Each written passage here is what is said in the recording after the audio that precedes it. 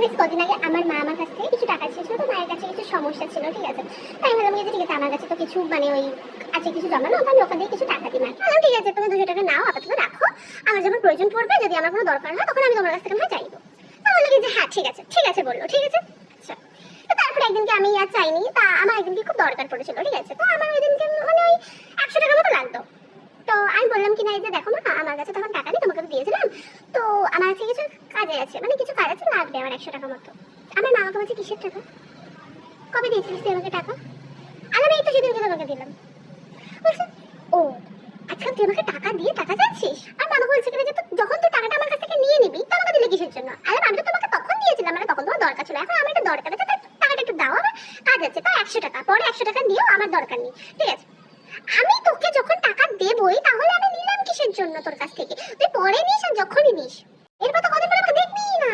এই জন্য তো তোকে পেটে ধরেছিল, এই জন্যই তো তোকে পেটে ধরেছিল। তুই আমাকে টাকা দিয়ে তুই টাকার গল্প শোনাচ্ছিস যে তোকে এখন টাকা দিতে হবে, আমার লাগতো না। এরপর থেকে তুই আমাকে টাকা দিবি না, এরপর থেকে আমি আর কোনোদিনও তোর কাছ থেকে টাকা দেবো না। যেখানে তুই আমাকে টাকা দিয়ে আমার টাকা চেয়ে নিস, সেখানে আমার দরকার নেই। আমার নিজের পেটে আমি এরকম ছি আমি কখনো ভাবতে পারিনি আমার ওরকম টাকা লাগবে না। আমার যত দরকারই হোক না কেন, আমি তোর কাছ থেকে আর টাকা নেবো না কখনো। এই আমার শিক্ষা অনেক বড় হয়ে গেছে। এরপর তো কদিন পরে আমাকে ফেলে দিয়ে আসবি, এই তো এইটাই তো হচ্ছে এখন।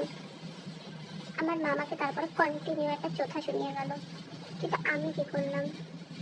আমার ভুল হয়েছে।